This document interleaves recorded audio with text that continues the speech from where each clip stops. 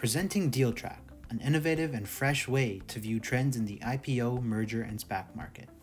The volatility of currency markets is more clear now than ever, and storing it in liquid form might not be the best thing moving forward as inflation continues to rise.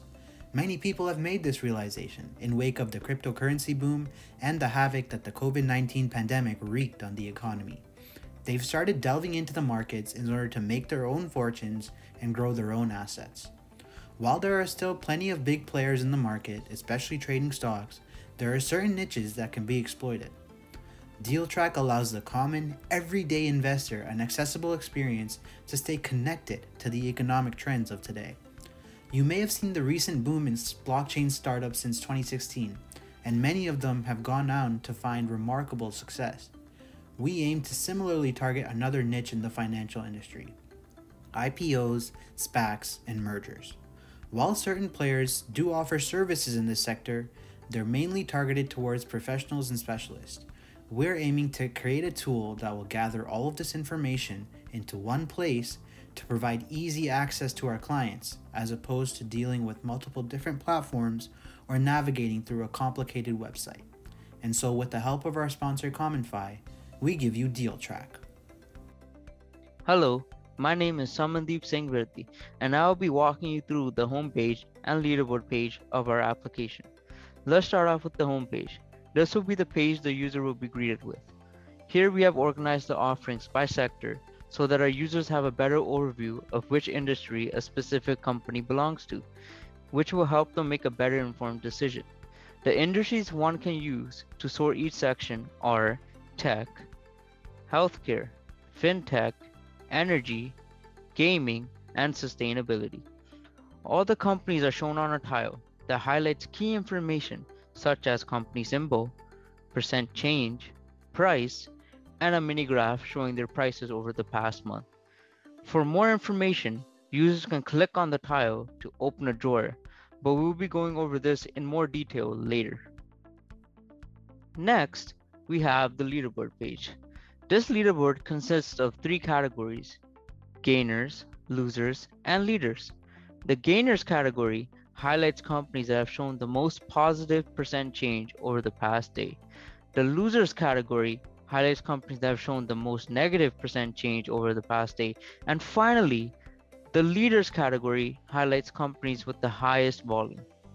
Both the homepage and the leaderboard page provide users with a powerful yet effortless way to view key details about companies so that they can make a well-informed investment decision.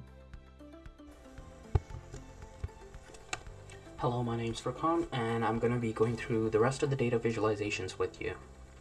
So as you can see at the top of our pages, we also offer a ticker label which highlights the top gainers and losers on a per day basis. Should users be interested in further analyzing this particular offering, they can go to our search page, which will allow them to search them up individually and analyze them in the expanded stock tile. This stock tile provides additional information such as which exchange it is being traded out of, current price, and daily percent change. Next, you can analyze the history of this offering across different time periods, which allows you to get a better grasp of how it has been behaving.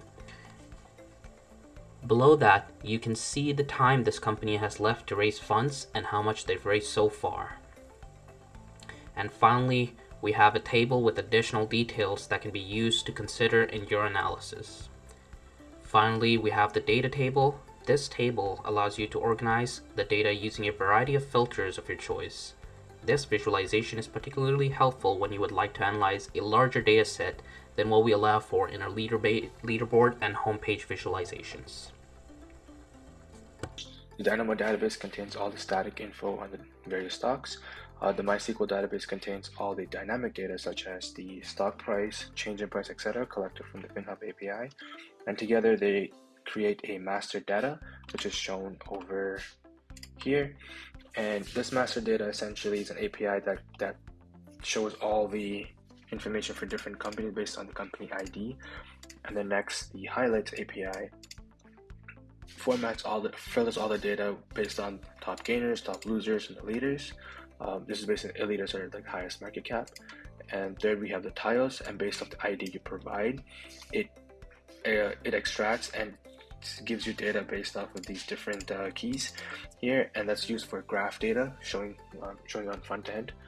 And then lastly, we have industry leaders. This basically filters data based off different sectors, the highest gainers, etc. in different areas. And lastly, we want to use this master data as a basis point. This is beyond the application and our goal, but we can use this as a baseline to create API service to other interested parties. Hi, my name is Abijith Mani, and I'll be talking about what's in store for the future of DealTrack. Moving forward, we have many additional features we would like to offer to improve our product. First, we have visual components. We would like to increase the number of data visualizations offered within our application and then set these up in a way to offer them as a service to other interested parties. This would act as an additional software as a service source of revenue, particularly from startups and medium-sized companies. Next, we have web scraping tools. The data we use is currently collected by our sponsors through a combination of automated and manual systems.